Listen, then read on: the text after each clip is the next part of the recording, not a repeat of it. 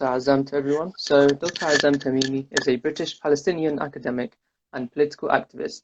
He is currently the chairman of Al Hiwar TV channel and is its editor-in-chief. Dr. Tamimi has written several books on the Middle Eastern and Islamic politics, including Power Sharing Islam, Islam and Secularism in the Middle East, and Rashid Ghanouchi.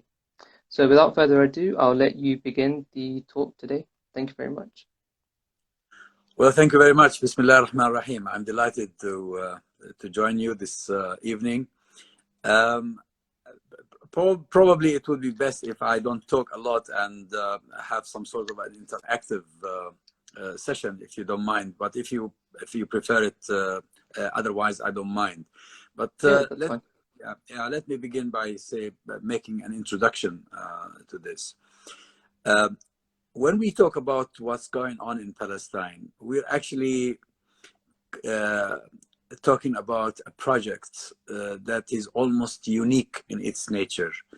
There used to be similar projects in the past, but not anymore. If you look around, probably Palestine is today the only place that succumbs to a colonial settler occupation. And the reason for this is the idea behind this project, and the idea is that Palestine is supposedly a land without a people that is suited to become a homeland for a people without a land. Here it is assumed that the Jews are a people without a land. And therefore it's easy, just come and live there and provide all sorts of justifications. Some are religious justifications based on the claim that the Jews were promised that land by God, and that one day they were there and then they were punished by being scattered in the earth, becoming a population in the diaspora, and now it's time for them to go back and establish their homeland. Another justification is a purely mundane one, that since the Jews were persecuted and had no place where they could feel secure, the best solution to that problem would be to have a homeland for themselves, somewhere secure where they cannot be persecuted anymore, where the Holocaust can never be repeated, etc. Now, the two myths upon which this idea is based have already been exposed. First of all, Palestine was never a land without a people. It has always been populated and densely populated, because if you look at the map of Palestine, where it occupies really a very central position in what is known as the Middle East today, it is so strategic that it would be unthinkable for it to be vacant, whereas its surroundings are populated. The Palestinians have always been living there. Take, for instance, my own family. We go back to Tamim ad-Dari. That's why we are called Tamimis. And Tamim ad-Dari lived in Hebron in Palestine nearly 15 centuries ago. He was a Christian. He was a wine merchant, because Palestine is famous for its grapes. And when he heard about the Prophet, peace be upon him, he went to see him, he met him and embraced Islam. And, thus his offsprings, myself and many others, hundreds of thousands of Tamimis in this part of the world, are today Muslim. There are so many other families, tribes, mostly originally Arabs who came from Yemen when the great migrations started. The Arabs of Yemen spread all over the region. Some went to northeast of Arabia, some went to the northwest of Arabia, and supposedly we are the Arabs of some of those tribes that came from Yemen originally. Now, the second myth is that this land is promised by God to a certain people. Now, there are different components to this myth. First, that the Jews are a people. This is like saying that the Muslims are a people or the Christians are a people, which is not true, actually, because Judaism is a religion. If you embrace Judaism, you become a Jew. Like if you embrace Islam, you become a Muslim. If you embrace Christianity, you become a Christian. If you embrace Buddhism, you become a Buddhist, etc. Therefore, the notion that the Jews, those who believe in the Torah and those who believe that Moses was sent to them, etc., are a race or a people of their own is mythical. You look at the Yemeni Jews, for instance, you find them very similar to the Muslim Yemenis. You look at Moroccan Jews, you find them very similar to Moroccan Muslims. Similarly, if you go to Eastern Europe, the Jews of Eastern Europe have many of the cultures and the habits of the nations they were part of. The other component of this myth is to do with the promise. What sort of God promises a certain race or a certain people a piece of land? On what basis? Now I'm going to switch a little bit and talk as a Muslim scholar. I personally believe that the children of Israel were at one time chosen by God. Allah subhanahu wa ta'ala tells us this very clearly in the Quran. يا بني إسرائيل اذكروا نعمتي التي أنعمت عليكم وأني فضلتكم على العالمين. O children of Israel, remember my bounty upon you, my grace upon you, and that I preferred you to others. Preferred you to others is similar to the preference that Allah also gave to other communities to whom prophets were sent, including the Muslims. When Allah subhanahu wa ta'ala, in the same surah, in Surah Al-Baqarah, says about the Muslims, كنتم خير أمة أخرجت للناس. You've been the best of communities raised for mankind. Now, in both cases, when the children of Israel were preferred by God, and then when the Muslims were preferred by God, it's to do with, this is actually conditional. It's stipulated. There are certain conditions attached to that preference, that you enjoin what is good, you forbid what is evil, you believe in God, you implement His teachings or His commandments. If you no longer fulfill these requirements, if you no longer fit with that sort of description, you no longer deserve to be called a preferred nation. So for any religious community to claim that God gave them a piece of land because they are God's preferred people, you need to look at what sort of condition they happen to be, whether they continue to abide or adhere to the teachings of the prophets that were sent to them. This is from a purely theological point of view. Now, the irony here is that the founders of the idea upon which Israel was established were actually not religious Jews. They were not pious. They did not even believe. And I would strongly recommend in this regard the book by John Rose entitled "The Myths of Zionism," where he explains that the founding fathers of Zionism did not actually believe in the Torah, did not believe in Moses, did not even believe in God. Take Theodor Herzl, for instance, who convened the first Zionist Congress or conference in Basel in 1897, this guy used to feel disgusted when people thought he was a rabbi because he had a very long beard. He was actually a secularist and even an atheist, and he was considering baptizing, converting to Christianity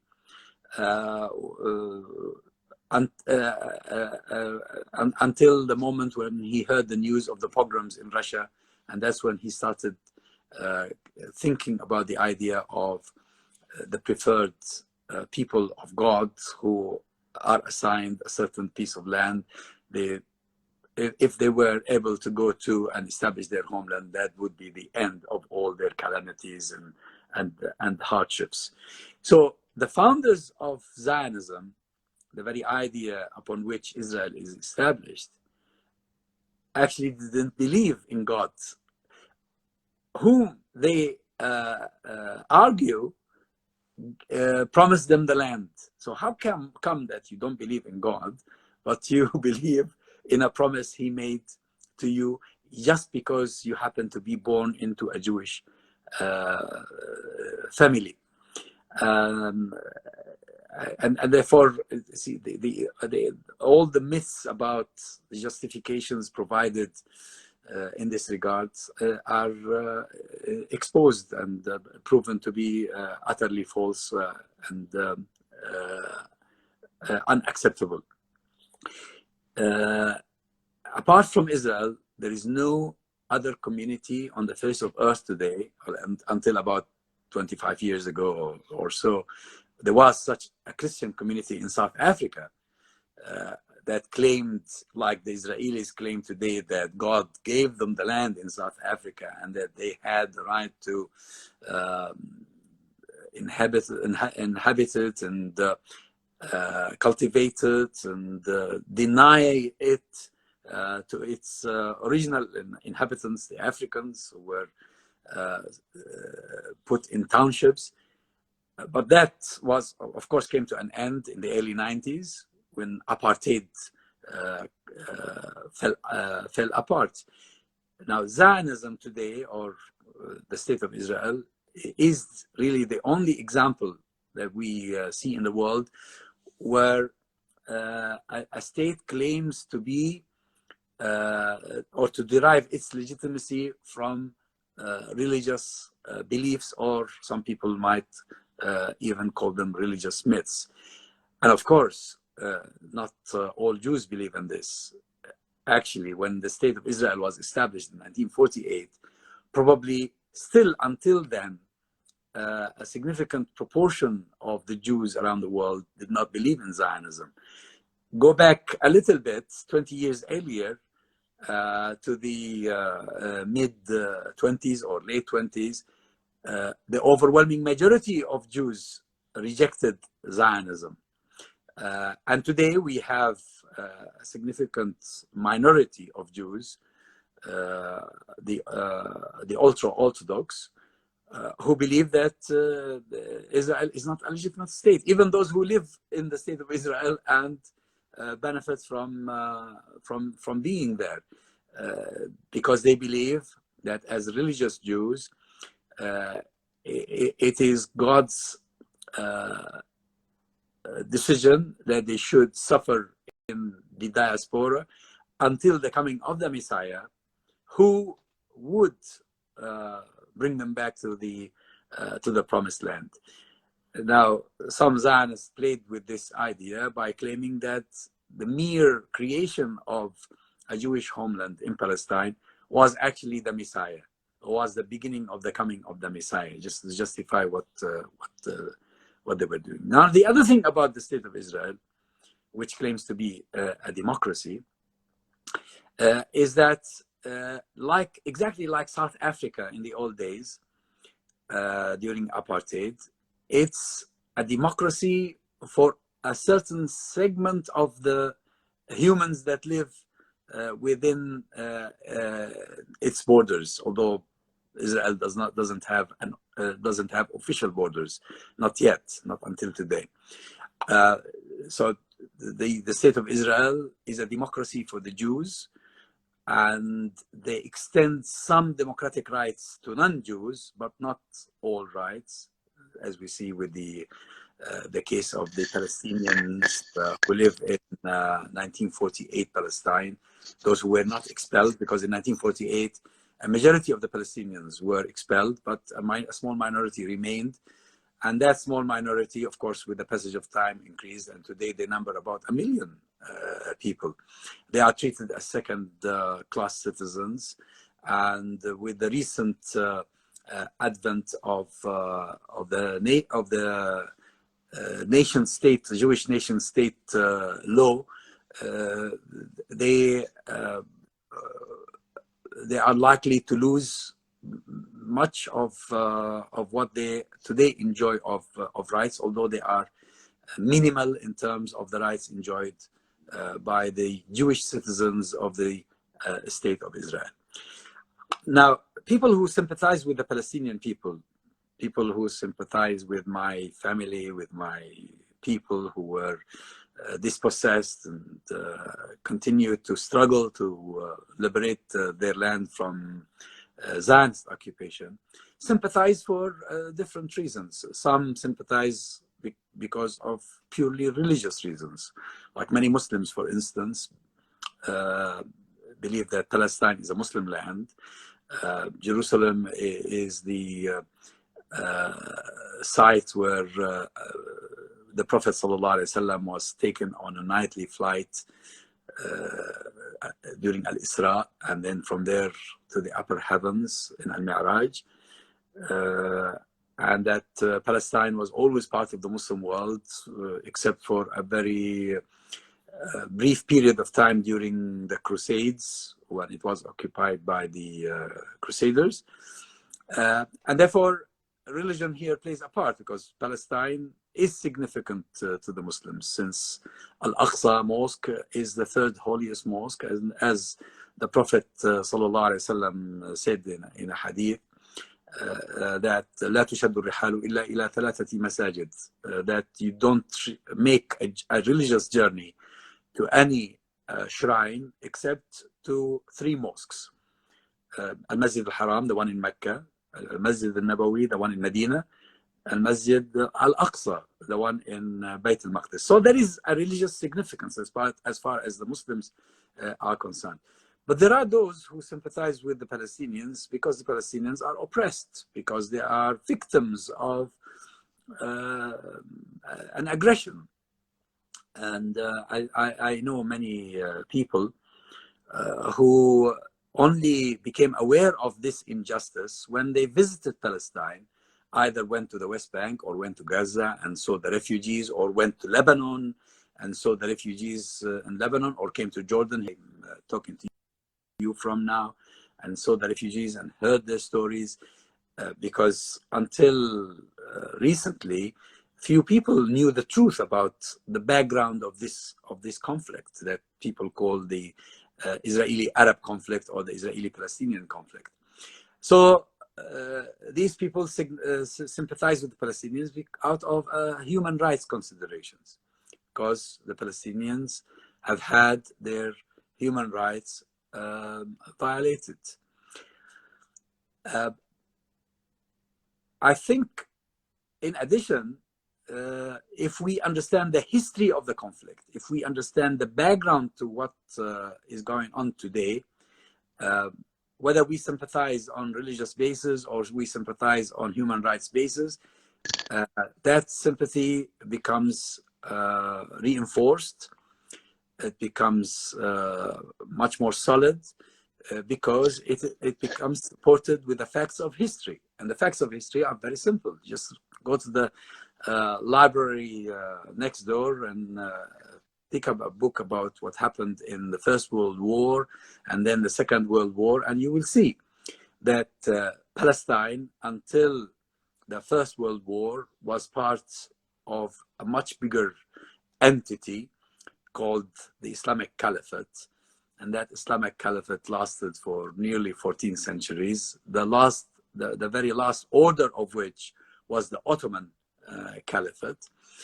Um, and neither the Ottoman Caliphate nor any previous order of the Caliphate was seen by the Muslims as an invader, or as a colonial power, simply because this was Muslim land ruled by a Muslim, and Muslims were not dispossessed. They were not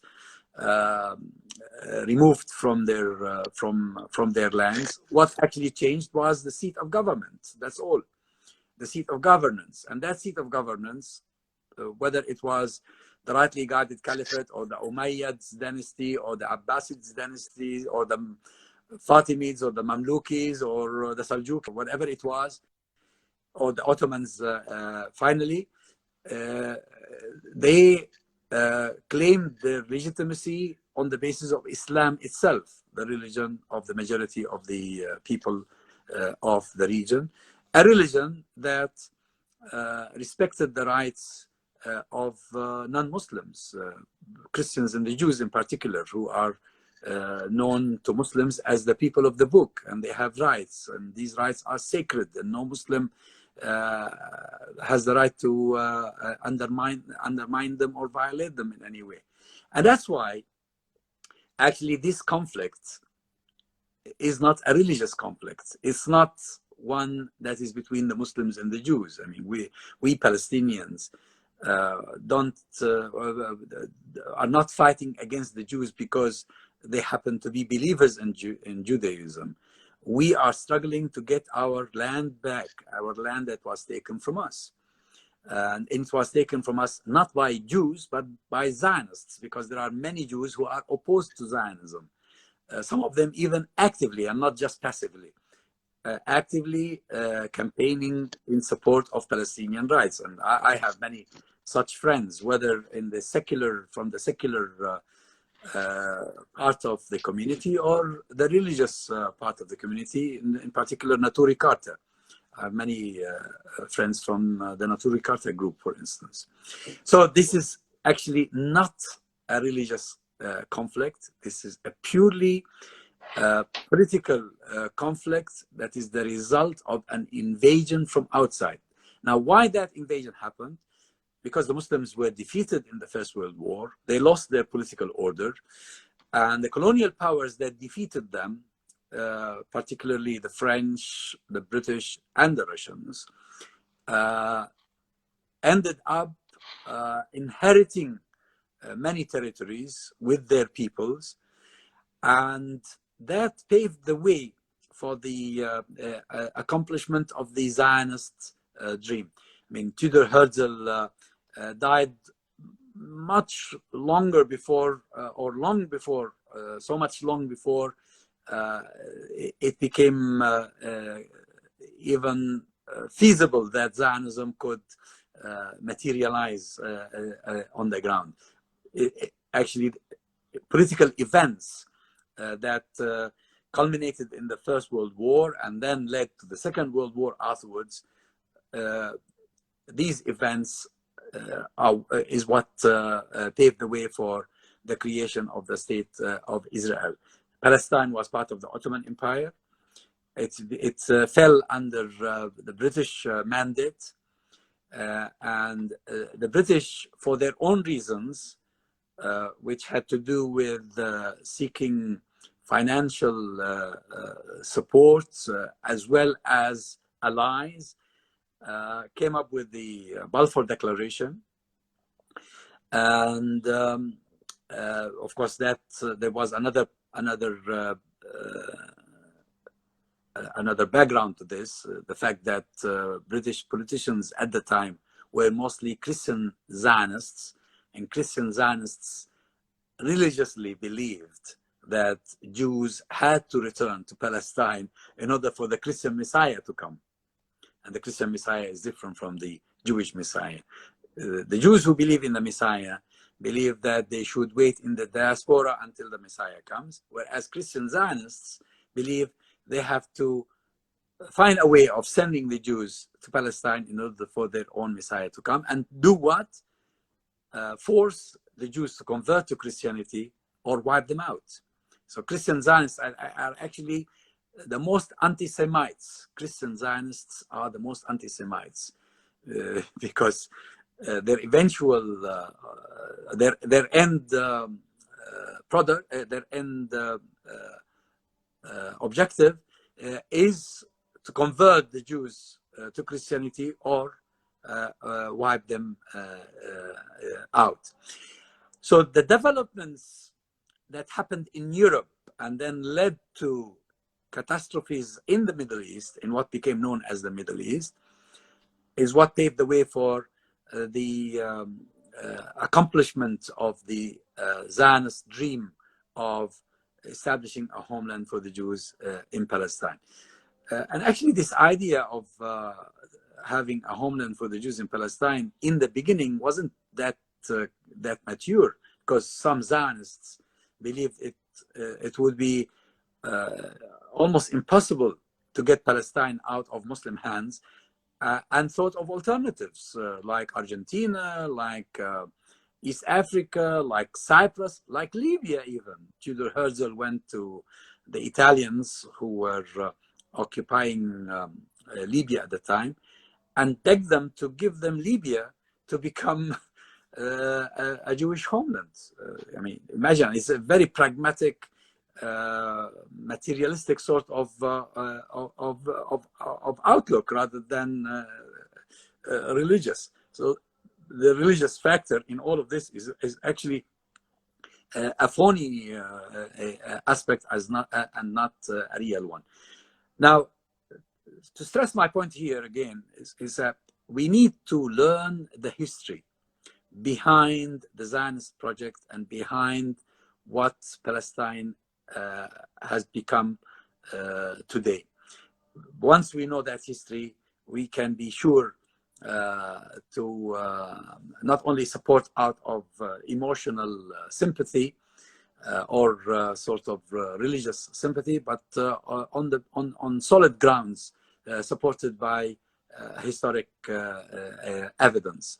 And I want to conclude by giving you an example. I was once invited by the BBC to attend a lecture given by a Jewish scholar who came from Israel to talk about Islamic anti-Semitism, because they wanted me to have a discussion with him on the BBC. It was a Radio 4 program about what he was saying during the lecture. So I was probably the only non-Jew in the room, in the hall. And I listened to his lecture, and then we had the discussion afterwards. Of course, he was claiming that the Muslims were by nature anti-Semites, etc. It's all nonsense. Actually, it's not true. Even Muslims who may express anti-Semitic positions or statements are not really representing the position of Islam, because this is not what Islam is about. Islam recognizes the Jews as a legitimate religious community, as being part of the people of the book. So the reason I brought this example up is that in the discussion after the lecturer finished his lecture, one of the leaders of the Jewish community in London stood up and made a statement. He didn't really ask a question, but he made a statement. He said, we need to do something about the imbalance in UK universities. He said, and I'm quoting here, our Jewish students on campus are losing the war to Muslim students, because Muslim students are using arguments Jewish students are unable to refute or to argue against. And therefore we have to come up with something. Now, what does that show? It proves actually that facts are on our side, and we need only stick to the facts. Although the people who resort to falsities or falsehoods or rumors or some silly arguments, they don't win the battle of ideas. For instance, some of the Muslims who have high regard for this false document, fabricated document called the Protocols of the Elders of Zion, and they use it to justify or to explain why Israel is doing what it is doing on the basis of being Jewish. That you lose the battle here. That's nonsense. Just go back to the facts of history and tell people what happened, exactly what happened. And then people will tell you, oh, we didn't know this. We didn't know that Palestine had an established community. And then suddenly, under British colonialism, the British allowed the Zionists to migrate, and they favored them so as to grab land and to populate it at the expense of the Palestinians. And when that even didn't work because they couldn't do much with the passage of time, this,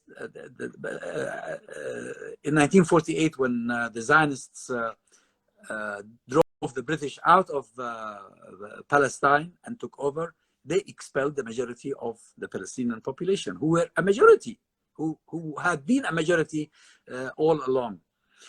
So the facts of history are on our side, and I really regret that now the picture is rather reversed. That we find that Muslim students probably don't pay enough attention to the facts in arguing the case of Palestine. So we need to go back to that position. But this doesn't mean that the Zionists on campus or elsewhere have any valid arguments. Actually, they're not using valid arguments. They're only using they're using character assassination. They're attacking people who have solid arguments. They lobby against them being invited to talk to students on campus, as happened with me and happened with many of our other brothers like Ismail Patel, Ibrahim Hewitt, and probably others. And they keep continuing this because they don't have a valid argument, because they cannot argue against the facts that we equip ourselves with. They seek to ostracize us, they seek to silence us, they seek to exclude us from the opportunity to talk to students on campus. And I personally have no problem whatsoever in sharing a platform with any Zionists and having a debate with him or with her about the situation in Palestine, because I'm confident about the facts of history about my cause. Whereas in their case, actually, they cannot argue in this way.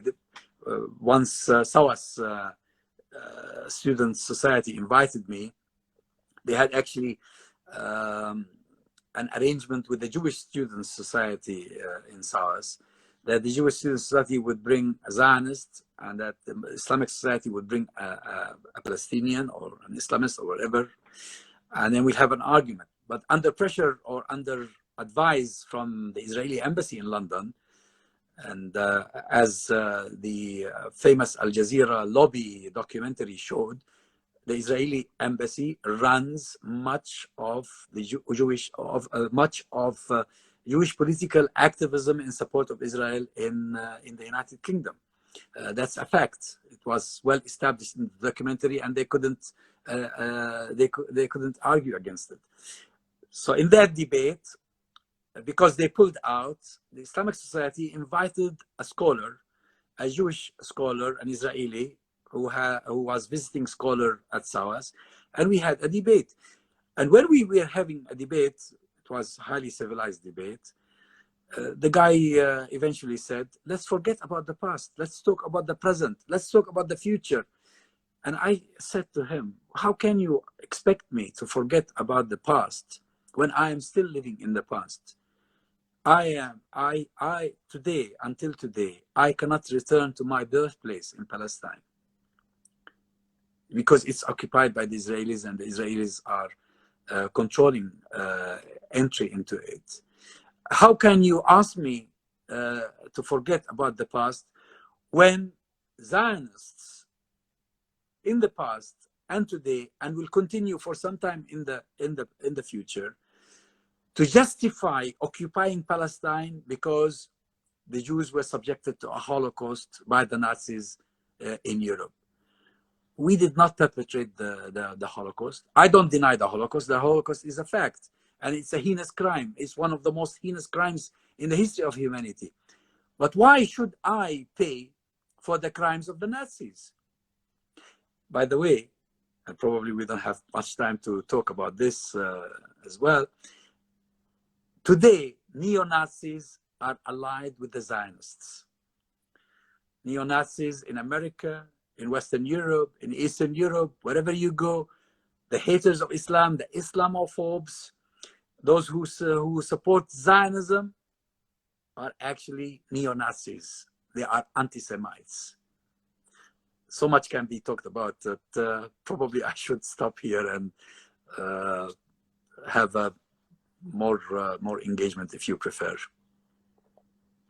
Okay, thank you very much for that, for the talk about the origins of the Zionism.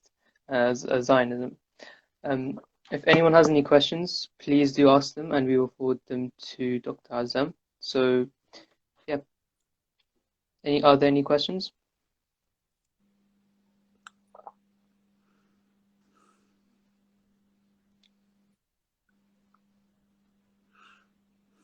So far, I can't see any questions that have been asked. Okay, thank you. From Maha.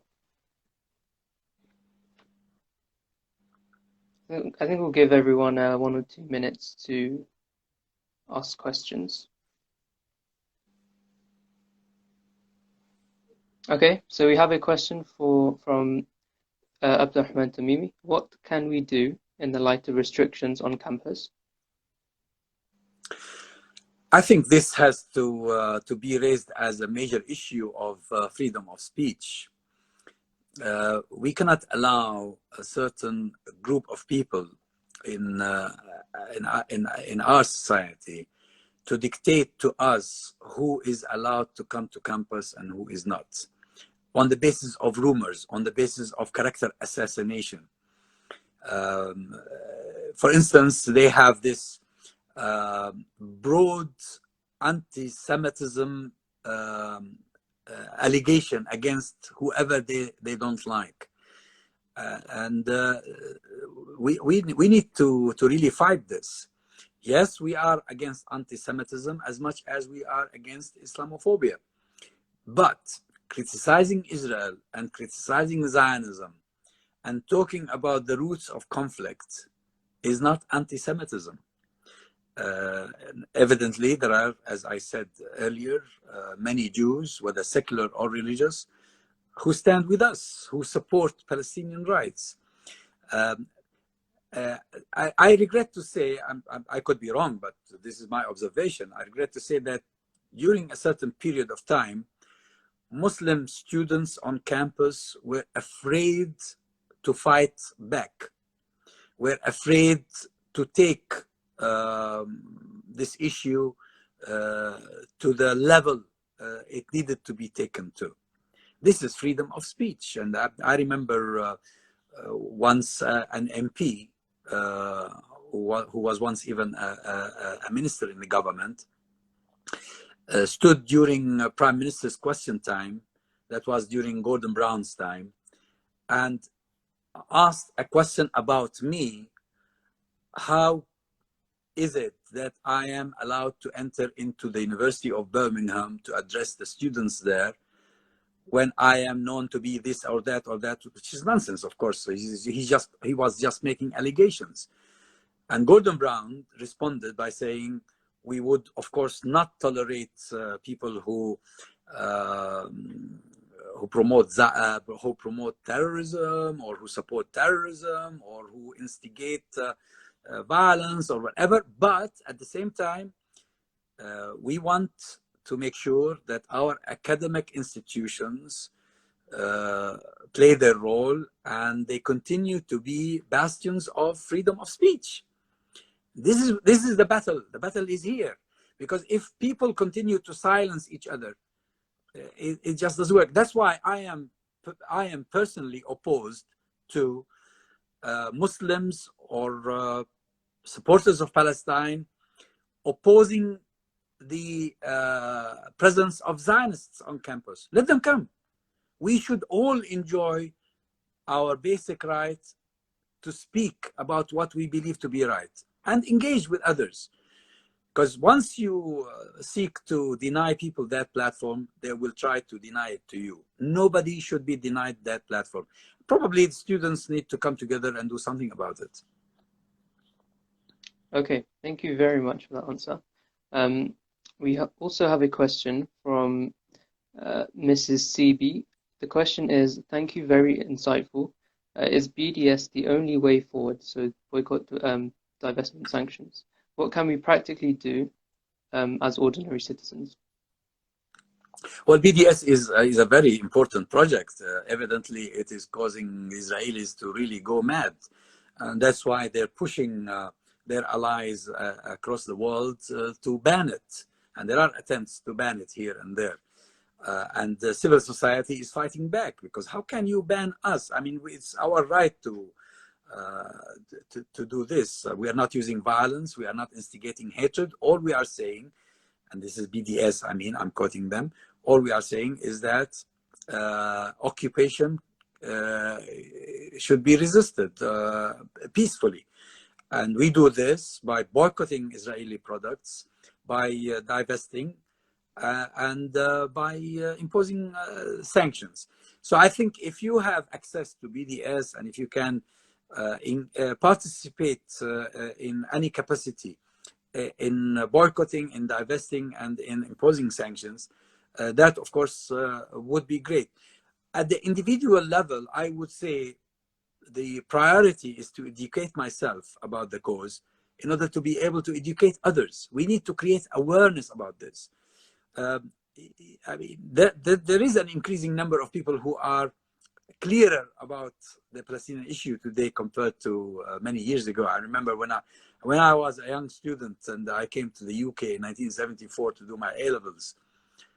I mean, it was very difficult to talk to people about Palestine, because there was no knowledge, no education, no means. It's much better today, of course, but it is still not good enough. We need to do more work, talk to people about the facts of history, about the justness of this cause, and have them on our side. Because the more people are on our side, on the side of justice, then the more we are able to influence politicians.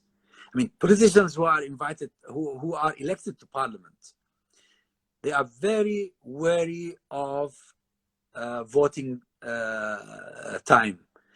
And if Palestine and justice for Palestine becomes an election issue, it's not an election issue yet anywhere in the West. But if we have this as a target, and we try to our best to reach that target, then the next time our MP or your MP or their MP campaigns, he or she will take into consideration what's going on in Palestine. Okay, thank you. Some very good points raised there. We also have a question from Ali Qureshi. Dr. Azzam, why do you think there is a lack of opposition towards Israel, despite the fact that they continue to breach international laws? Well, first of all, because Israel is a Western project. Although it claims to be Jewish, from the point of view of the supporters of Israel, it is a colonial enclave. And that's why Western governments, some of them unconditionally support Israel, some of them just apologize for whatever the Israelis do, They lower their gaze as if they don't see what's going on in Palestine. And we saw during the past few wars against Gaza that the world remained silent for so many days until so many thousands of people were killed or wounded and so many houses were demolished. Had this happened elsewhere, probably many of those governments would have moved much earlier. But also there is this feeling of guilt on the part of Europeans because of the Holocaust. But if you feel guilty about the Holocaust, you shouldn't really be supporting injustice against an innocent people. Yes, the Holocaust was a crime, but how do we redress the Holocaust? Not by occupying somebody else's land and legitimizing that occupation. That's not acceptable. It's not acceptable in common sense. It's not acceptable in any religious doctrine. It's not acceptable in any international law. But they do it because for them, might is right. But thirdly, I regret to say, because of the political scene in the Arab world. Arabs are ruled by governors who don't represent them. They don't speak for them. You see, the Arab masses are wholeheartedly with Palestine. There's no question about it. Actually, we, the Arab people, were once one community within one political entity. We were only cut into pieces and partitioned less than 100 years ago, or about 100 years ago. Yeah, almost 100 years ago. But the governments that govern us today are not elected. They are not accountable to us. They are minority elites whose interests lie in remaining in power. And today, some of them find reinforcement for themselves in making peace with Israel at the expense of the Palestinians. We saw this in some of the Gulf countries. We saw this earlier when Jordan and the PLO and then, Egypt first, then the PLO and then Jordan signed the peace treaties with Israel, ending the conflict with this Zionist entity, although it continues to occupy the land. So can you imagine, I mean, these Arab governments, they use their might, they use their intelligence services, they use their resources in order to, rather than support the Palestinians, to protect Israel from the Palestinians. This is what's happening. It's a very regrettable situation. And that's why when the Arab peoples rose in 2011 in what is known as the Arab Spring, they had two demands: whether they were marching the streets of Tunisia or the streets of Egypt or the streets of Syria or Yemen or Libya or Iraq. They were saying the people want to bring down the regime, the people want to liberate Palestine, because Palestine is so dear to them. And also because the existence of Israel until today could never have been maintained without the support and protection provided by these Arab regimes. Thank you very much. That was really, really good answer. I think we have time for one last two questions. So the first one is from Anwar Ghais. What is your opinion on the exchange of Israeli prisoners in exchange for breathing devices in Gaza? Well, this is a technical matter. I mean, prisoners of war can always be exchanged, and it's up to the two sides what sort of negotiations they reach. I referred to this in the one book of mine that you missed out when in your introduction, Hamas Unwritten Chapters. I have a book that tells the story of Hamas, and I'm always in favor. I've always been in favor of direct negotiations between the Palestinians and Israel, but not from the position of the defeated, as the PLO did, but rather from the position of the resistance fighter, from the position of wanting to restore justice to our people. So you can negotiate a truce, and it happens so many times. You can negotiate an exchange of prisoners, provided that your negotiations are not about conceding the rights of the Palestinian people, then it is a purely technical matter. Okay, thank you very much. And I will conclude with the last question. What is next for Palestinian activism in the new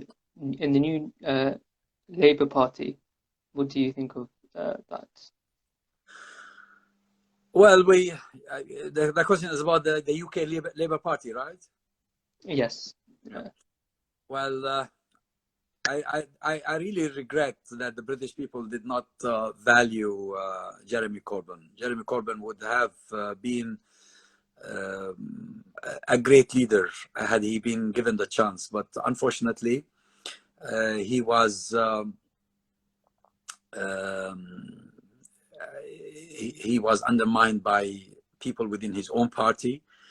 He was attacked by the Zionist lobby in the UK, and he was rallied against by the Conservatives and their allies, etc.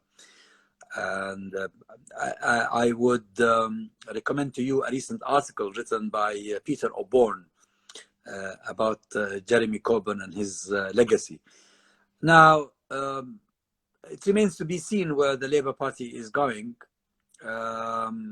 I really don't know much about the current leader, the recently elected leader of the Labour Party. I hope that the future we will see some sort of coming to terms with reality within the Labour Party, because the Labour Party, due to the ill feelings against Jeremy Corbyn, either because of his support for Palestine or because he was considered to be an extreme leftist, the Labour Party was in chaos. There was confusion, there was war within it, and also it succumbed to the blackmail by the Zionist lobby. The Zionist lobby blackmailed even Jeremy Corbyn himself with this issue of anti-Semitism. Although anti-Semitism within the Conservative Party is evidently even bigger and more profound than in the Labour Party. So I hope under the current leadership, the Labour Party will have the time to remedy itself, and hopefully Palestine will find its rightful position within it. Okay, thank you very, very much for today's webinar on the origin of the apartheid.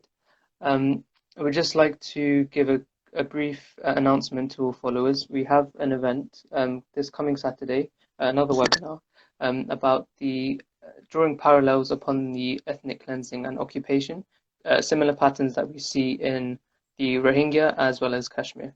So please do stay tuned for that. And thank you very much again, Dr. Azzam, for giving us the talk today. Thank you. Thank you very much. Thank you. Good luck. Thank you. Assalamu alaikum. Wa alaikum salam.